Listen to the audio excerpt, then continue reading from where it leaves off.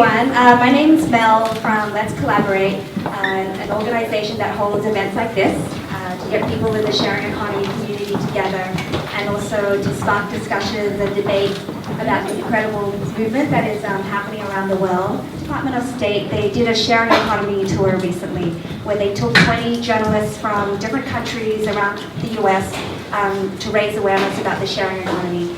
And so some of the journalists are here tonight. So welcome and thank you for coming, and I hope you are inspired by the talk this evening.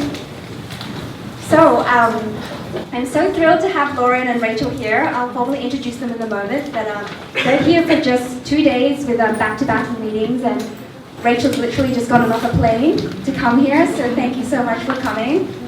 And so between Lauren and Rachel, they're a huge wealth of knowledge on the sharing economy. So we can probably sit here and listen to them for hours and hours, but I didn't want them to just come and for us to just absorb from them. I also wanted to highlight some of the unique local New York innovations that are happening here in New York. So the sharing economy isn't happening in just San Francisco. It's happening right here in the city. And New York City is such a great testing ground for new innovations. And with 8.5 million people all kind of crammed into such a small space, it really makes sense to start sharing. So a lot of the iconic sharing economy companies like Kickstarter and Rent the Runway and Etsy, they've started here in New York. And so we have 6 local startups pitching a bit later to showcase some of the innovations happening here. So, and Katie from Spark will be leading that. Rachel, do you want to come up? Sure. So Rachel Botsman is a global thought leader on the power of collaboration and sharing through digital technologies to transform the way we live, work, and consume. She's the author of What's Mine Is Yours, How Collaborative Consumption is Changing the Way We Live, which Time magazine has called one of the top 10 ideas that will change the world. She's the founder of Collaborative Lab, and she's got a few TED Talks, and was named by Monocle as one of the top 20 speakers in the world to have at your conference. So I'm glad to have you here. And Lauren has chosen not to speak tonight, but do you mind standing up, Lauren? So Lauren works very closely with Rachel, and she's been so instrumental in growing the collaborative consumption movement across the world. And she's done many great things. One of them is connecting a community of global curators. I myself am one of them, where we report on the latest developments and trends in our local cities. So both Lauren and Rachel, they travel around the world speaking. Reed, there you are. I told you to sit over there. So Reed Petersmeyer, he was formerly a consultant at Bain and was an innovation fellow at Harvard Business School, where he worked with Clay Christensen on how companies can find ways to disrupt themselves and others. So Reed has multiple titles at Airbnb, city manager to now I think your title is general manager of New York City, right? Operations, community manager. Operations, community manager, a lot of different things, and then there'll be an opportunity for Q&A, and then we'll leap onto the pitches and hear from the startups. Thank you. Once again, Melissa has organized an amazing event for us here. I don't know if many of you participate in these things or come to these sharing economy events, but we all owe a great deal of thanks to our most important convener here in the city. Yeah. So can you just give a hand?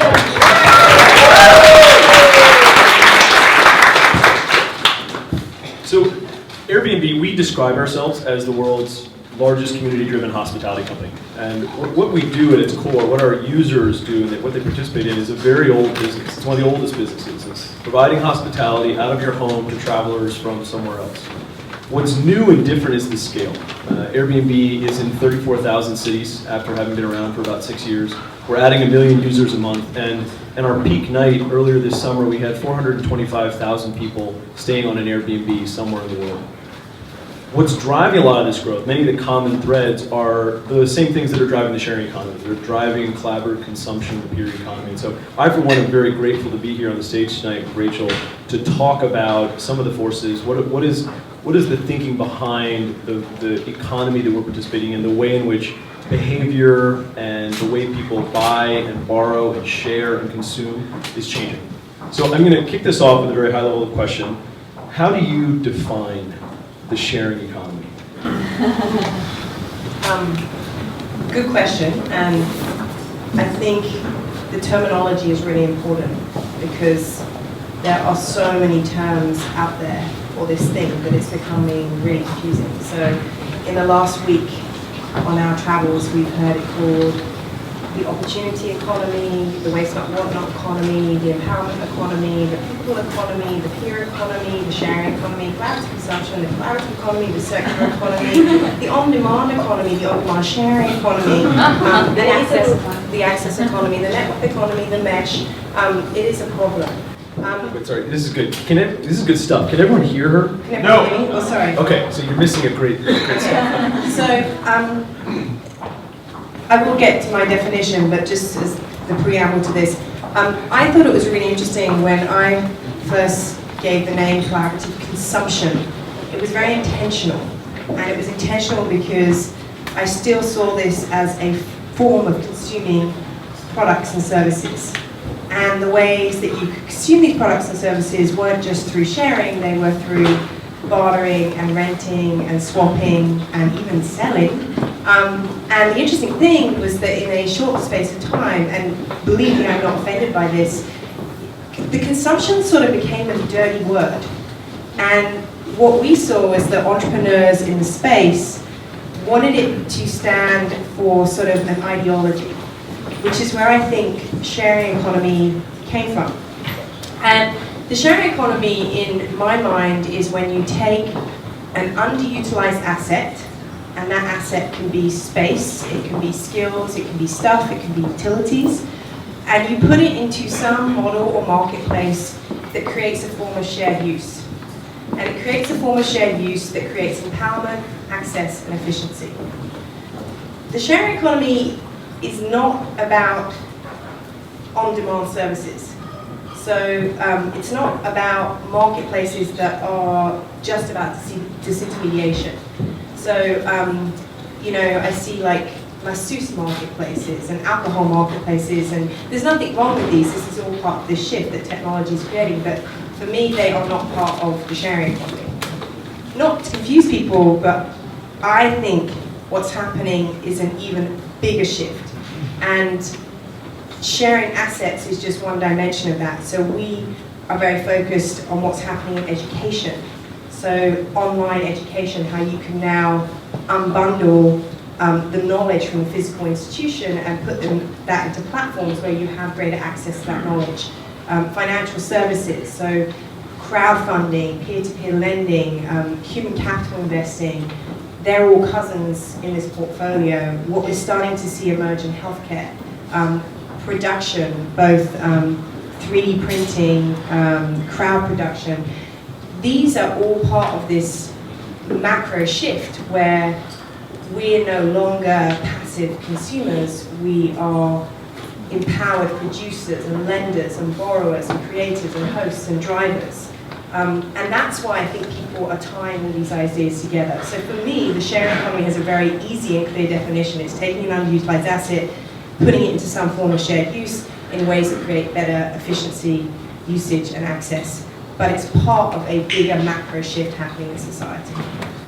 That was pretty coherent for someone who just got off a plane. I know, I wanted to say, I've been asked the first 5 minutes, am I asleep, am I stoned, or am I drunk? I'm neither of those things. I have an eye infection. So I wish I was one of those things, but that's not the case. So you talked about misnaming and conceptions around the sharing economy. What would you say are the biggest myths about the sharing economy and collaborative consumption? And which groups do you think are most guilty of creating these myths and perpetuating these myths?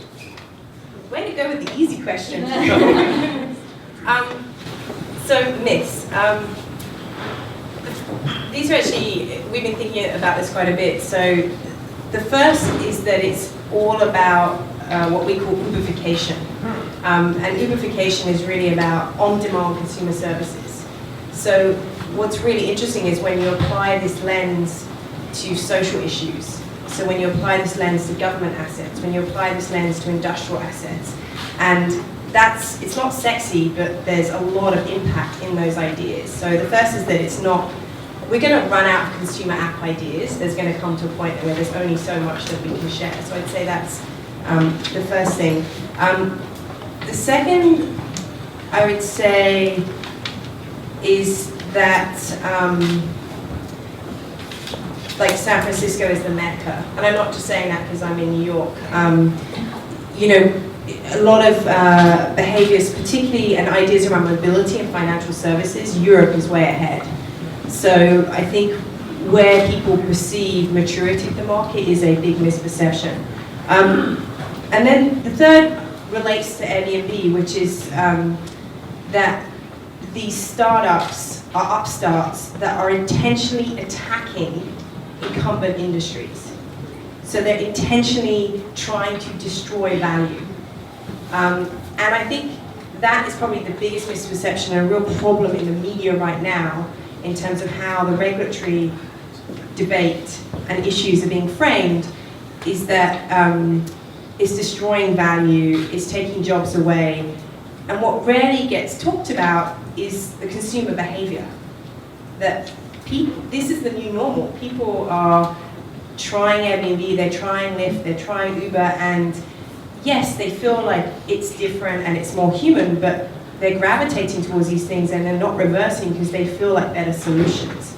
So that for me is the biggest misperception, that this is an attack on traditional industries versus a natural evolution of where technology is taking us.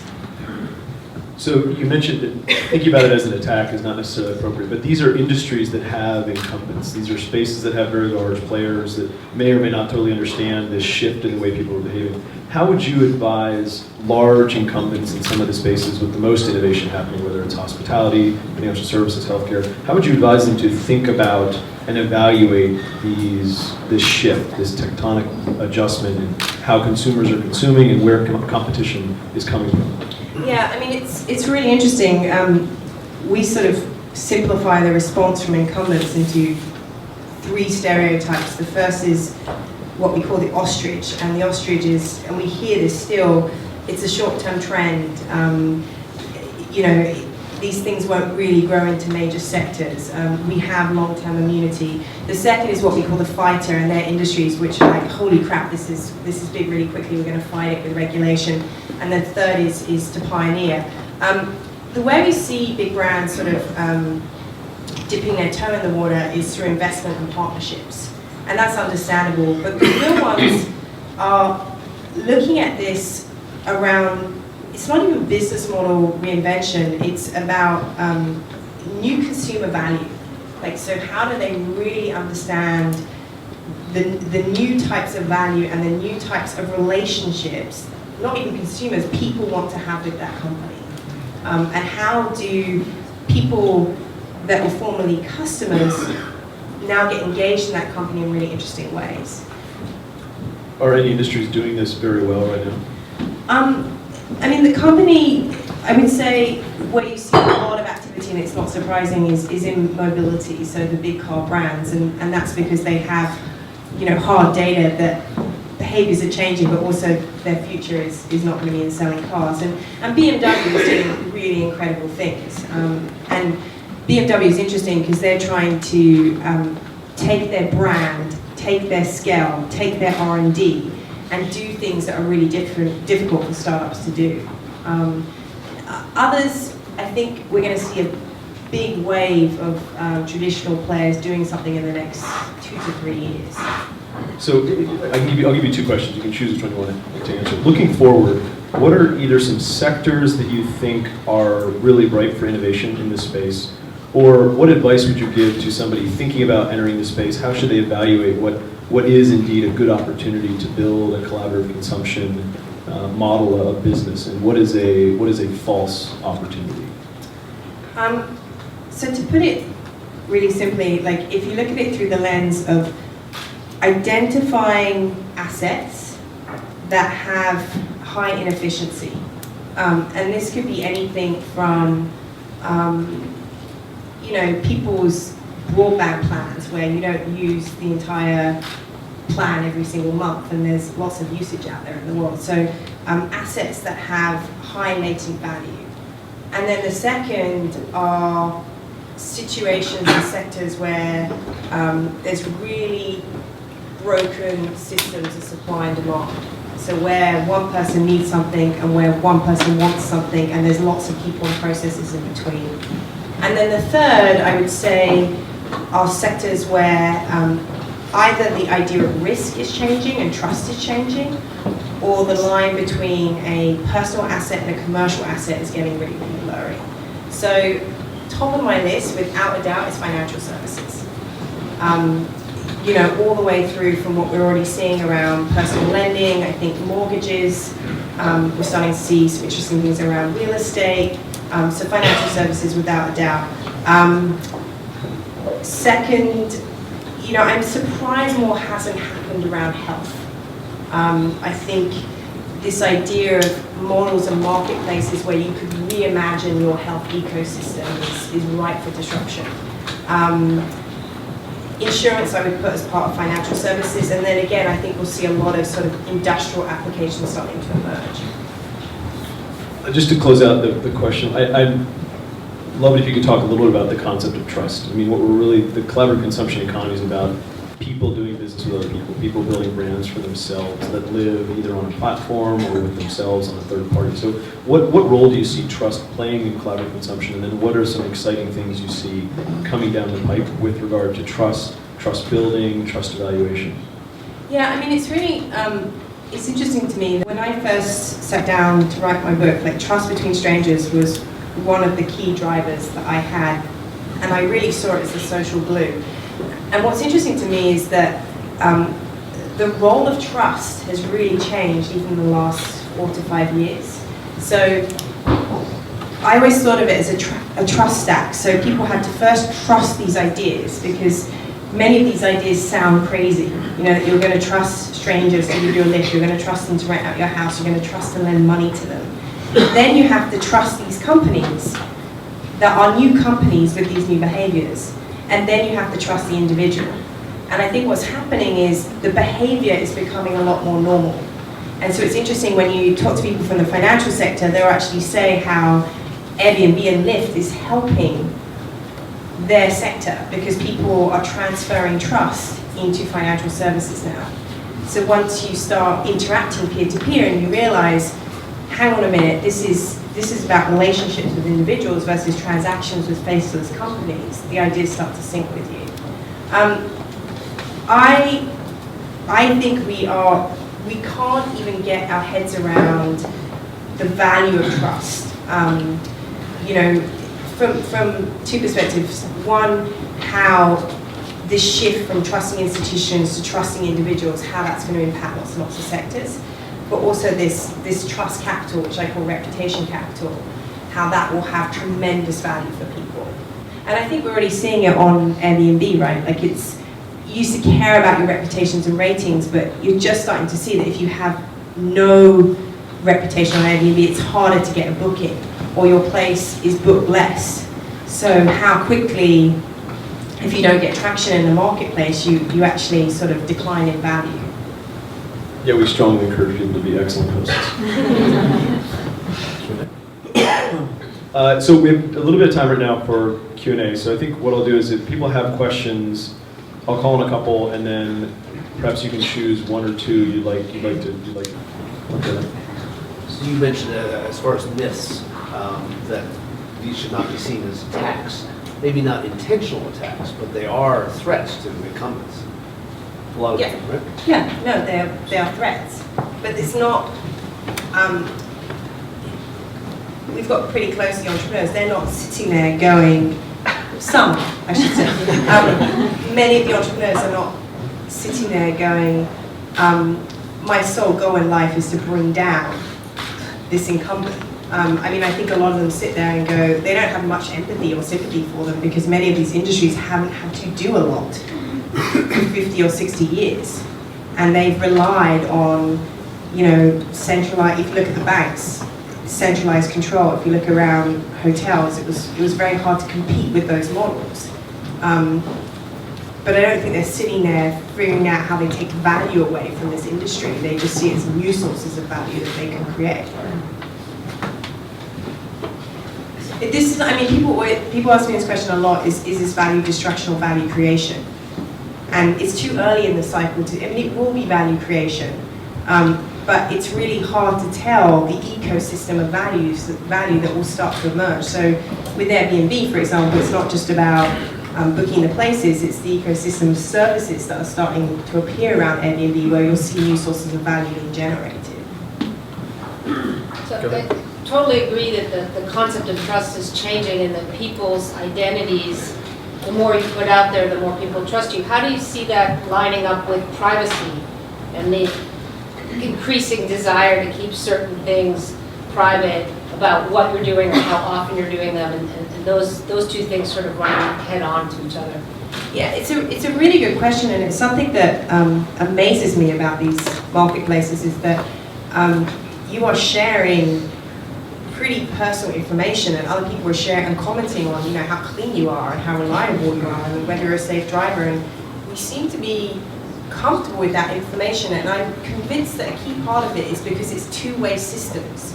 So where it doesn't feel fair is when someone rates the company or someone rates the individual and it's not two-way, or where someone is in control of that data in a way that you have no say or control. So I do think people will start to say, I don't want the companies, no offense, like Airbnb owning all this reputation data. You know, I want more control over if, say, someone leaves a really unfair review. And I want control over what happens to that data beyond the marketplace. But the interesting thing also is, you know, you also see like people are becoming more forgiving. You know, they're starting to say, well, people will have bad reviews. So what? Like, let me look at the aggregate sort of feedback on this person. But what the companies choose to do with this data, we haven't even begin to see how that will emerge. Seeing how the technology for Airbnb was ripe, say, at least 10 years ago, why wasn't this kind of business thriving back then? Mobile. Mobile, I mean, like... Because I can see that argument applies to Uber, right? I don't understand why that's such a boost for this kind of... So mobile, not just in terms of, we often think of mobile in terms of location and the efficiency of the check-in, which I think does play a really big role in Airbnb, especially as we get into payments and keyless systems and that you can communicate with the guests once you're there. But more how fluid mobile has made relationships and how quickly that we are interacting, and the ecosystem of apps that can live on that device. So that was one of the biggest changes that I saw even from when I first started researching this, is smartphones weren't mainstream even then. Sure. So, yeah. Strike. Hey, I'm actually a founder of a company called Shortcut, a mail grooming service that brings barbers to your home, office or hotel room. We just launched in New York. Nice plug. Is there a question? What's your best example of a company building trust, like immediately off the bat? Or, you know, what are some companies that, you know, are great examples of that? Do you mean trust in the brand, trust in the company and the platform? Right. So, I mean, we're bringing barbers into people's homes, and so building that trust in a new company without a lot of money, without a lot of reach. It's a good question. I don't know, like, do you have anything that comes to mind? I don't know, in terms of the brand. I mean, I don't know about ones that have done it overnight. I mean, I think BlaBlaCar is a really interesting example of how they've built community around true ride sharing. I think the Lyft brand actually was phenomenal branding and marketing, and how they did that, you know, in a very short period of time. That brand was well established. But I don't think you can do it overnight. It has to be about the success of the transactions that you're actually supporting. Yeah, I think that's what I would actually challenge is, why do you want to do this overnight? You know, overnight it's just a design and a logo. It's about the reputation and the feedback and the community that you embed in that marketplace, and that's why, you know, it's really interesting to me. Like, when I first met the team at Airbnb and they were really small, they always talked about communities, not marketplaces. They always talked about trips, not spaces. And that has remained in the DNA of their company. I think that's how they built a really, really strong brand. I'm interested from a market standpoint what the investment opportunity looks like. Are there any common challenges or opportunities that you're seeing traditional capital come across when they're looking at investing in the sharing economy or young startups that are looking in the space?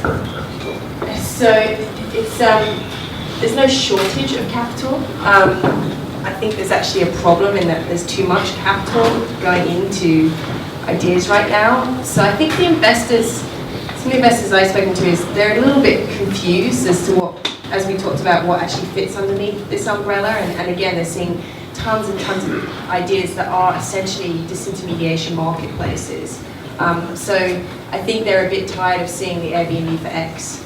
And you know, one of the most consistent things, I used to be in an investment fund, I stepped out, but it was amazing to me the number of entrepreneurs that would pitch, and it was all about the asset. So we're creating a marketplace for ties or dogs or hugs or sex or whatever it was, or about the idea, and very, very few talked about the problem that they were solving. Very few were needs led. So what is this problem in the world that people genuinely care about that I can scale in a huge way?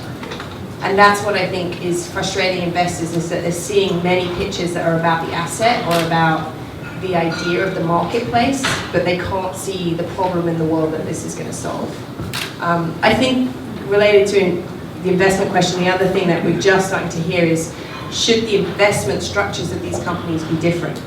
So given that it's hundreds of thousands of people that actually create the value for these companies, but it's still a small group of founders and a small group of venture capitalists that make billions of dollars, is that actually the right financing structure for this economy? So I think you're going to see more cooperative forms of financing, which will become really exciting. I want to thank Rachel for coming, getting off the plane.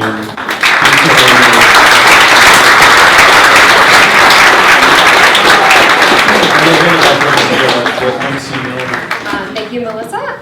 As mentioned, I'm Katie Bolin, associate at Spark. I'm part of the investment team, helping to decide who pitches tonight and you know, every day at Spark. But we're very thrilled to be sponsoring the event this evening to show our support. For those that aren't familiar with Spark, we largely invest in early stage companies, but actually recently we also raised a growth fund as well to support our portfolio companies as they expand, and also to support emerging market leaders. Also supporters, obviously, of the sharing economy. We're investors in Skillshare, Storefront, Postmates, and Kitchen Surfing. If you haven't heard of any of those, I hope you try them out. But I'd like to turn the focus of this evening to the startups that are here to present. So first up, we have Farm Bingo. So yeah, we're going to talk about the incumbent being the supermarkets, and I think we're starting to hear more and more about how food is starting to get disrupted. But before that, I wanted to share a personal story, since we're all really here about relationships. When you talked about definition, that was my common thread, is relationships. So I moved out to Brooklyn a year and a half ago. I think that's the mecca of food now, even more so than San Francisco. And I was born here, and I know this place can be incredibly alienating. And I had to bring my 2 kids and my wife, and I was very nervous about how they were going to start to feel at home at a place that can kind of be brutal. You see so many people, you kind of feel like, oh, it's so easy to create friends and meet people, but it's hard in this city. So what I did is I started a Farmigo community in my building. So what is Farmigo? We enable neighbors to get together and create kind of like a group buying club. And then we'll connect them directly with local farms and local food artisans so that they can access all of their fresh goods directly from those producers. So I started one in my building, we have 27 units, and reached out and said, whoever wants to do this, come to my place every Wednesday night, you can pick up your orders up. And my wife was totally against this initially. She's like, what? You're the founder? This is not the way I want to introduce myself to people in the building. That whole conversation. I'm like, come on, trust me, just go with this. Every week we started to have people come to our house to pick up their food.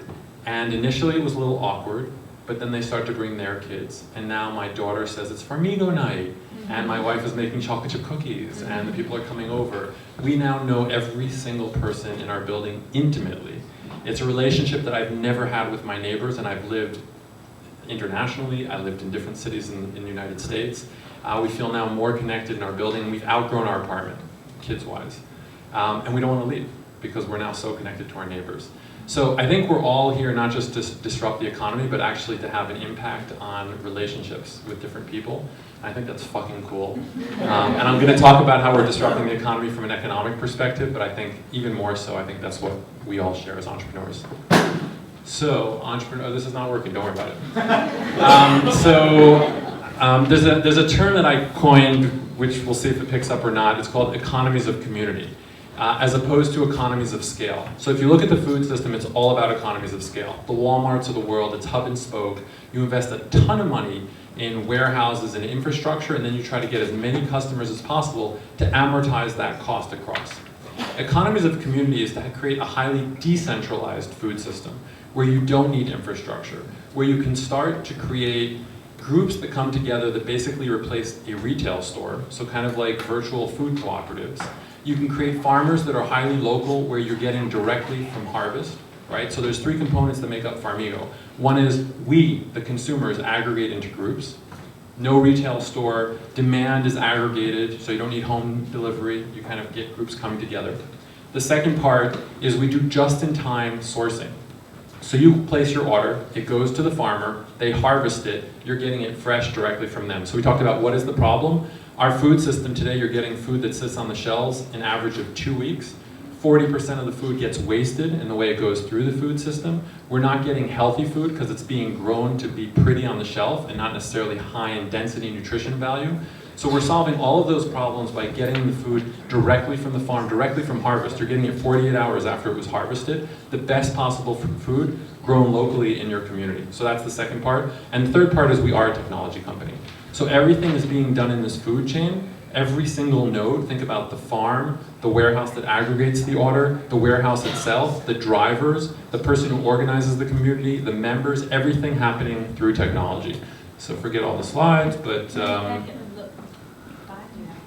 yeah, okay, we got the slides going. Yeah. So what does it look like? It looks like a marketplace, right? So every single item here has the producer that it's coming from, so you can find out exactly more about that farm. We're storytelling about each of the farms. Every single thing has transparency, not something you get in the supermarket.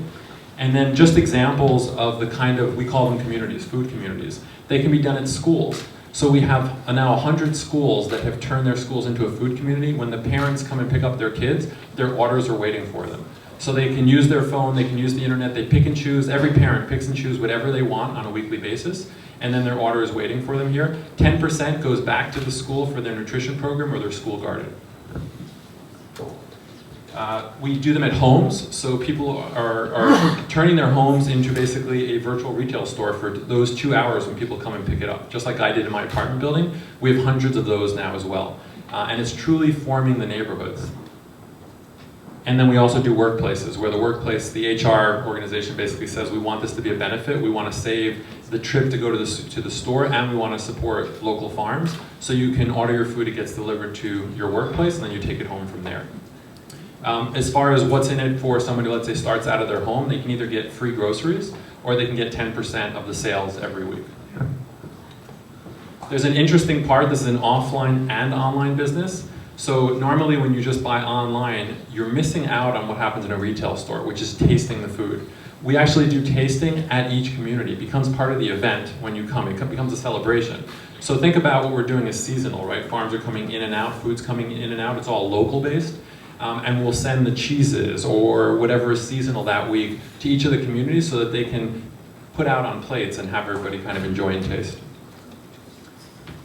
We've had people who are using Farmigo do what we call the Farmigo Challenge, which is, can you eat everything 100% week long with stuff that you source locally? So this is an example of a picture that somebody took. They kind of ordered kind of the whole thing, and it's working. We have tens of people now who are trying this challenge. And then we also want to encourage a direct relationship with the farms and producers. So we organize trips to the farms for the organizers and the members that are doing this. So that's Farmiga in a nutshell. We have a table back there if you want to become an organizer and set one up for your neighborhood, your workplace, or your kid's school. Or if you want to join one, Jack, where are you? Raise your hand. He's back there. He's also got food from a farm that came today, or yesterday from Harvest. So you can just come and eat away and talk to us. Thanks a lot. Next up, we have Pixel for a service I'm sure most would want to use. They say that they can help you sell things you don't need in under a minute. I certainly have a lot of those things. I don't know where he is, but the CEO is Offer Almagor. Yes. So, take it away. Hi everyone, my name is Ophir. I'm the founder of Pixel. I guess I need to use different slides. So let's go. I assume, or at least I can figure that most of you here have at least $1,000 at home or the office, and you will never sell it. You won't give it away, it's too expensive. You won't throw it, it's too expensive, and it's going to stay in your drawer forever until it's going to decrease value. So most people don't want to do it because the hassle of selling online. This is the average that we get from eBay and Nielsen. And there's 120 million households in the US. You don't sell because it's too much. Listing, dealing with customers, fending off scammers, trying to figure out shipping, trying to figure out pricing. It's just too much of a hassle for most people to try anything that has to do with selling online. And a lot of you probably tried eBay. You had 1 or 2 experiences, and that's where it ended somewhere 5 or 6 years ago. Most of you don't even remember the password for PayPal, if you ever had the account. Now, once you pass the listing, you have so many marketplaces. Which one are you going to pick? There are so many, and for most people, nobody's going to go and sell it on eBay, Amazon, Buy.com. That's a full-time job. So our solution is with the app, just like you're going and purchasing something on Amazon. You take, without the pictures, you take 3 pictures. As you can see, 3 pick. We have a technology that drops S in plural.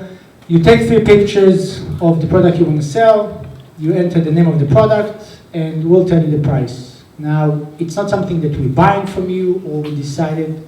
We go through multiple marketplaces and figure out the most realistic price for your product. Once you agree to the price, that's basically where your selling process is over.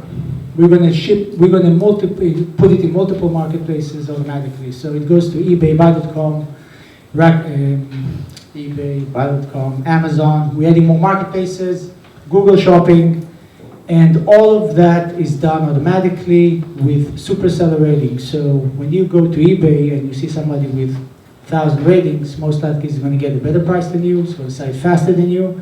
And most people have the product sit in the marketplace until they just have to decrease the price in 20 to 30%. Once the item sells, you get a shipping label, you just set up FedEx to pick it up, and you're done. One of the ways to figure out that what you're selling and the pictures that you sent is real, you're going to get paid 5 business days after the product was delivered to the buyer. So we're going to make sure that this product is working. We're selling only items over $50, so no tchotchkes for $2. And we're selling not every single category. We won't sell clothes, plenty of marketplaces that deal with that. We won't sell furniture, at least not now. But most shippable items. And the average person submit at least the first time almost 2 items, and the average price is $250 per item. We take 15% from every transaction.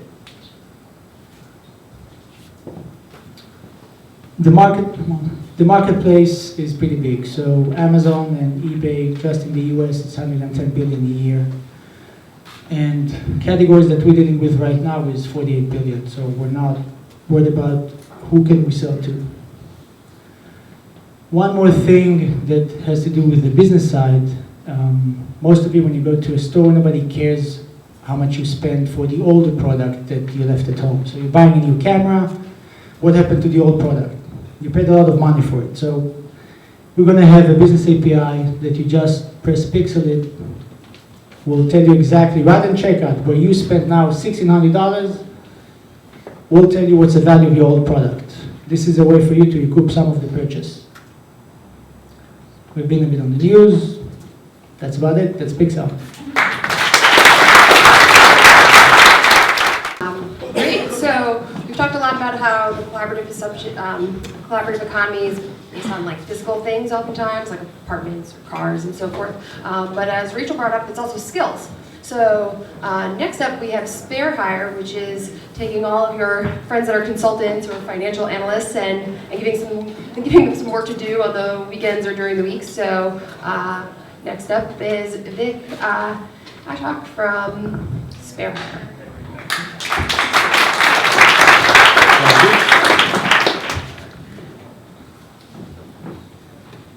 Okay. Hi, my name is Vic. I'm at Spare Hire, as she mentioned. We're an online marketplace for finance and consulting work. But before I get into that, I want to talk a little bit about the sharing economy, which is why we're all here. Sharing economy is really interesting to us because it allows you to connect people in ways that were never before possible. If you think about Airbnb, if you're going on vacation in France, you can literally log in and all of a sudden you have access to thousands of properties that you could otherwise never access. So you're bringing liquidity in places that it was never there before. And we're kind of doing that a little bit in the human resources space. So the idea for Spare Hire actually came out of a personal experience. So I worked in the private equity world, which is essentially buying and selling companies. So you look at investment opportunities, and then once you buy companies, you work with the portfolio companies to improve their operations and create value.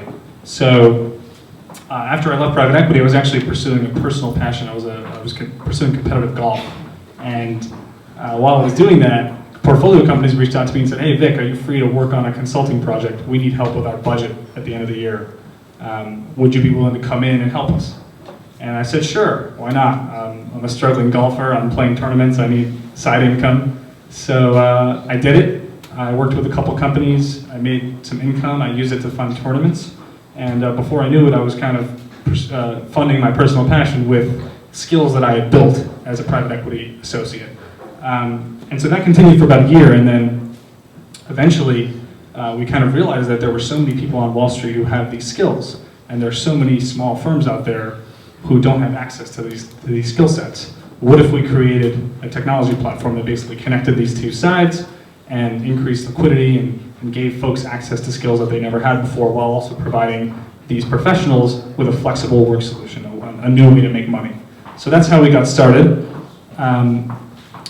We started about a year ago, so I don't think it switched, but let's see. Yeah, there we go. So we started about a year ago. We function very much like an Elance, if you've ever used one of those platforms, but we're very focused on finance and consulting work. So we cater to people who come from investment banks, private equity firms, consulting firms. We connect them with small companies that don't have access to those types of resources. So we, like I said, started about a year ago. We raised an angel round earlier this year. In terms of how the platform works, it's an online platform. So if you need help, let's say you're a startup and you need help with a financial model or a business plan, you post that project to Spare Hire. It's free to do that. You then receive applications from our network of professionals, and those are all screened. So we have about 1,000 professionals, and we screen every one of them. We tend to take people who've worked at large investment banks or consulting firms like a Goldman Sachs or a McKinsey. So these are really strong professionals. And then you pick the one that you like. You can do as much screening as you'd like. You can meet people in person. And then ultimately you pick the one you like, and then you pay through our platform, and we take a 15% fee out of the project value. People often ask, who are the professionals in this network? Who are these people who are just available for freelance projects? We have a lot of stay-at-home parents who have worked on Wall Street for a number of years and only want project work. And they're happy to work with startups, they're happy to work with investment firms, they're happy to share their skills and earn income. I mean, the hourly rates range from $50 to $150 an hour, so you can actually earn meaningful income doing this. And they tend to have, on average, about 6 years of experience. And like I said, they come from leading firms. Kind of a little bit about what we've done so far. So, like I said, launched the platform about a year ago. We grew it from about 50 professionals using our personal networks. We just had friends in the industry, and we've taken it usually, mostly through word of mouth, to about 1,000. We've completed over 100 projects through our platform, and we have a rating system where you rate your professional at the end of the project, and the average feedback rating has been 4.7 out of 5 stars. So far, all the outcomes have been great. People are really excited to use Spare Hire. People who use Spare Hire have great experiences, so it's just about spreading the word. So that's kind of where we are today. And that's pretty much it. If you have questions, we have a table over there, so we're happy to answer any questions you may have. Thank you. I don't know if anybody out there has a boat that they'd like to share with others, but hopefully there's many in the crowd that would like to sail on somebody else's boat. Because next up we have Sailo, which is a peer-to-peer boat marketplace. So to speak more about it is Ivana Labovic.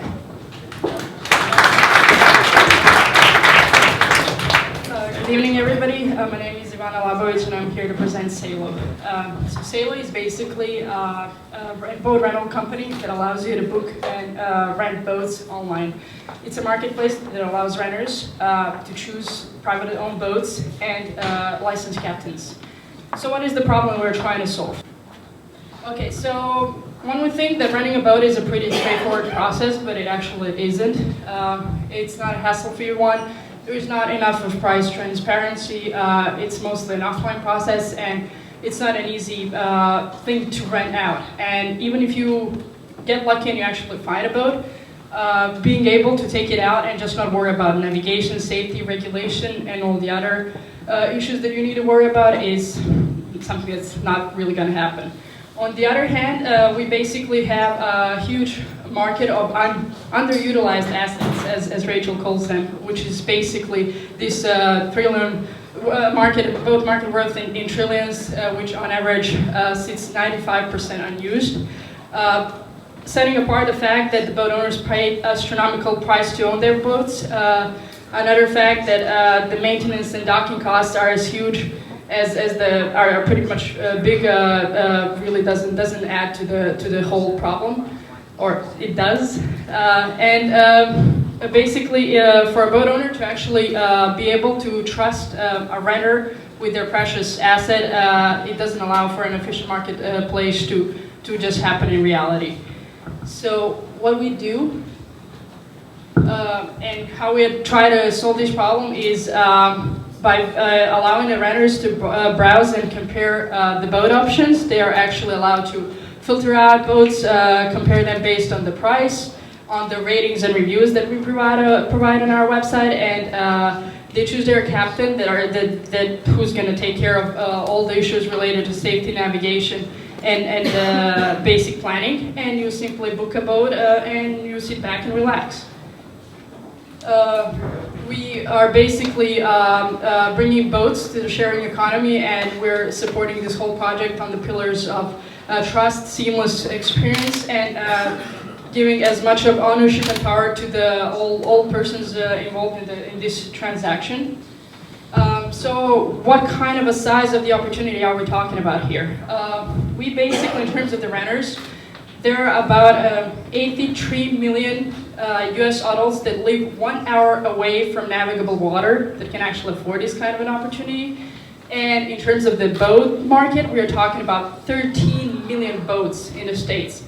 What we're interested in terms of the existing market, it's basically around 2 million renters and about 200,000 boats when it comes to the serviceable obtainable market. Now, we're not only interested in the market that exists, we're actually interested in growing that market, and other than focusing on the current renters, what we want to do is basically grow the market in terms of the outdoor enthusiasts and folks who are interested in social trend setting, and basically folks, tourists, who are a huge portion of the potential market that we want to access. And there you go again. Okay, so slides are not friendly tonight.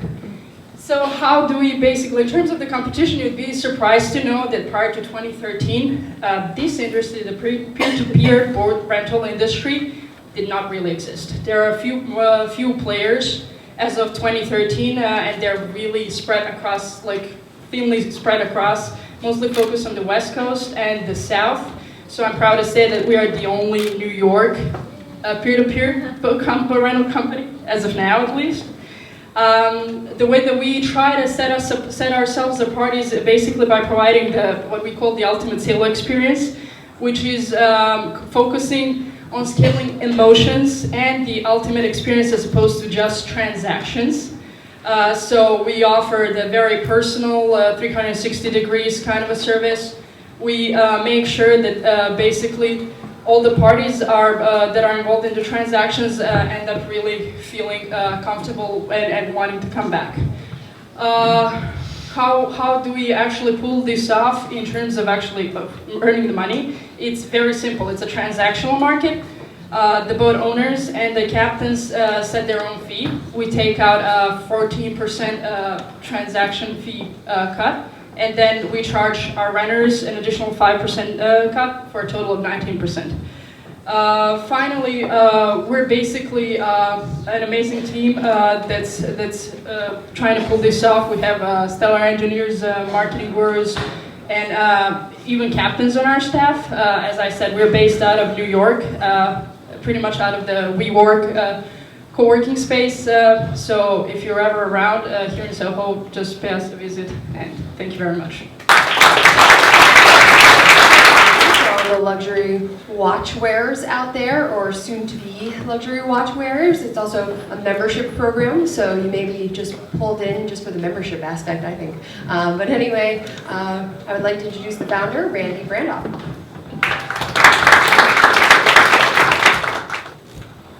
Thank you, Katie. Thank you, everyone. Truly excited and appreciative to be here. Back in 2001, I left a dormant venture market and became the first employee of Marquis Jet. And we were one of the original luxury collaborative models. And across the next 11 or 12 years, running marketing at Marquis and NetJets, I had a front row seat to the rise of luxury collaborative consumption. And shared asset, luxury collaborative consumption, basically different luxury asset classes that a generation prior needed to be owned to be enjoyed, could be enjoyed for a fraction of the price, whether via a fractional membership or similar model. Along that time, my budding watch habit became a pretty crazy watch habit, and I was surrounded by thousands of fellow watch lovers, and I started to realize a few consistent elements. The more watches I had, the more watches I wanted. I craved variety, and the faster I became apathetic to these watches. And also, at some point, you look down and you saw, if you had a big collection, the smaller amount of time each watch was being enjoyed, and they were profoundly underutilized. And I said, wait. We're partnered with, and I know Classic Car Club, what we were doing with Marquis, at Inspirato, Exclusive Resorts, etc. I said, why couldn't a membership type model work for watches? I'm not so unique. I'm surrounded by thousands of clients themselves. I'm sure others would enjoy this too. So 11 Dreams redefines what it is to enjoy luxury watches. It's an annual membership program for luxury watches. Membership is incredibly simple. You make two simple choices. The first is, what type of watches do I want to wear? We have 3 collections. They huddle around average retail price points, $10,000, $20,000, and $40,000 watches. And the second is, how often do I want to wear them? How much frequency or how much variety do I want in a year? Between 3 and 6 watches, you can wear them from 1 or 2 months up to 4 months at a time. Our pricing is a fraction of the price of buying any one of these watches. It ranges annually from a little over $2,000 up to about $15,000 per year. We also have a monthly payment option, which starts as low as $199 a month. So when you think about the expense of the asset versus the access point we're providing, there's true variety there. There's true access and value there. We chose to do a membership program, an annual program, because this is a vibrant community. Watch guys, the guys who love watches tend to like to share that experience with other folks who like watches and like the education as well. So as an annual membership, not only are we building an active community, but it also enables us the time to have great concierge services, very exciting events, thousands of dollars of value-added benefits from our luxury goods and service partners, and a really robust referral and rewards program. Folks who like watches tend to work and socialize with other folks who like watches. And finally, personal collection assistance to help you with buying and selling and valuing and maintaining your own collection. So as was talked about earlier in the first conversation, the big element is why. Why, for some who don't care about watches, why is this important? And it's important on both sides of the spectrum. For consumers, we're providing enormous variety at a fraction of the price of buying one watch. We are enabling trial and experimentation where heretofore the industry just doesn't allow it. Once you buy it, it's yours. It's not even an industry with certified pre-owned, frankly. We are eliminating commitment anxiety and buyer's remorse. And we remove both the hassles of depreciation and maintenance, as well as really add an element of high-touch service to an industry that had a luxury price point, but never a luxury feel and service element to it.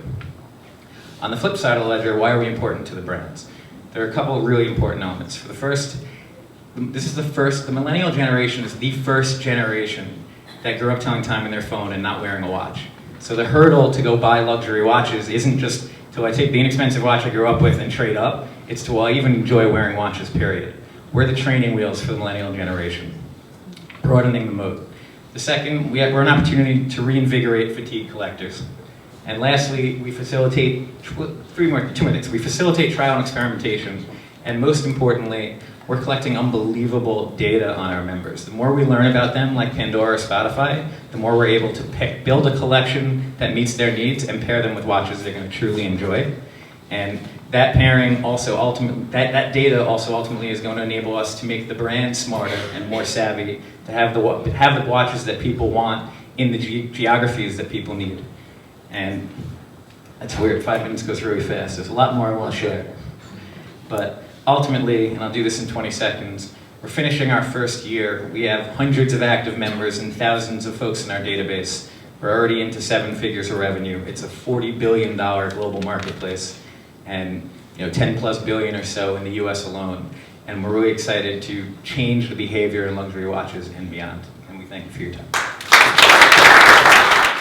Hi everyone, I'm Sharona. I'm the CEO and co-founder of SpareChair. This is Nancy Lugassi, our marketing genius. Our Director of Operations, Fernando Santana, is out representing on the West Coast.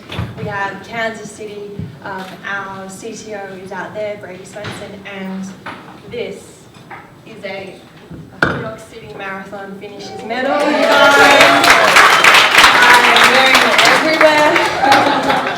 All right, let me tell you about SpareChair. So I want to talk to you actually first about the remote work economy. How many people here have worked from home? Yeah. Okay, so we are not alone. Actually, it turns out already that if you add these 2 numbers together, well over 20 million Americans are already working from home either part of the time or all the time. That doesn't count the 53 million freelancers, so those are counted separately, but a lot of those people don't ever go into an office. And I'm not American, but I would be counted in this number. My day job, are you ready? It's really exciting. I am an investigative reporter, and I'm the VP of Investigations and Research at an online publication. And I work from my home, and I was caught up in a lot of trepidation about that when I decided to take the job. But I discovered that actually there's a lot of things I love about working from home, but there are also some drawbacks. There are distractions working from home, and I might as well just come out and say it, it's lonely. It's really lonely. You get personally isolated, professionally isolated, you miss out on networking opportunities, you fall behind on industry intel because you're just not in the office to get dragged into that meeting, invited to that after work drink. So there are some, real pain points for remote workers. When I was working from home, I started trying to find other options for a variety of reasons. A co-working space, much as I think they're awesome, wasn't quite right for me. So I started inviting people to come and co-work from my apartment, and they did. And then they kept coming. And then people would ask me if they could come over and I wasn't available. So I would connect them with other friends who I knew were working from home in Brooklyn or in Manhattan. And they would co-work with each other, and I thought, I think there's something to this. So SpareChair 1.0 was born. Here's what 450 of our members told us when they signed up. as their reasons for wanting to co-work with other people from their homes. And as you can see, a change of scenery is the biggest reason, but look underneath. Meeting new people, having some company, networking, being productive. These sorts of interpersonal needs we don't think have really been solved yet, and that's what we're doing at SpareChair. So basically what we've created with SpareChair is not just a co-working platform, but it is a dynamic social network. So, this is Nate. Nate Graves is one of our first hosts, and he actually does go to a co-working centre in Bushwick, but he told us that people there don't interact with each other. So he joined SpareChair so that he can actually have real-world connections with people that he hosts and get to know them. So I want to show you the site. Basically, you can search by location, but you can also search by people. And in fact, you can search by keyword. So if you're a reporter and you want to work with an editor, or if you're a designer and you're looking to work with a developer, you can find people in our community who have those words in their profiles, and you can either request to work at their space, or you can invite them to come and co-work with you. All of our profiles have people's names, their location, the field that they work in, and often their actual company, as well as a description about who they are. And you can also list a host. So co-working sites, small businesses, hotels, cafes, all of these sites have listed on SpareChair, but for the first time, you can list your apartment as a place for people to come and work. And that gives us an incredible advantage in terms of the ability to be anywhere and to have a huge variety of spaces we can offer. It's our business model, pretty standard for the share economy or the peer-to-peer economy. Guess how much we're taking as a percentage? It's the 15% that everyone has settled on, plus a $2 sort of flagpole fee. And that gives SpareChair $3 in an average of each transaction. We think remote workers will want to co-work once a week. That's a potential $1.5 billion market. And we're already seeing demand. We have not spent any money on paid advertising. This is in the first 7 weeks of launching in private invitation-only beta. We're seeing people signing up every week. All of this is organic growth. Co-working sessions are happening. We're having community events. We're getting major media attention. We're only operating in the United States at the moment, but we have requests from 40 countries around the world. And the answer to that is as soon as we can. We'd love to be in London. So basically, we are at the centre of 3 huge shifts that are going on. The peer-to-peer economy, the remote work economy, and the understanding that we as a society really do need to do a better job of making use of underutilised assets for a lot of reasons, including social and environmental benefits. So we are SpareChair, and let's work together.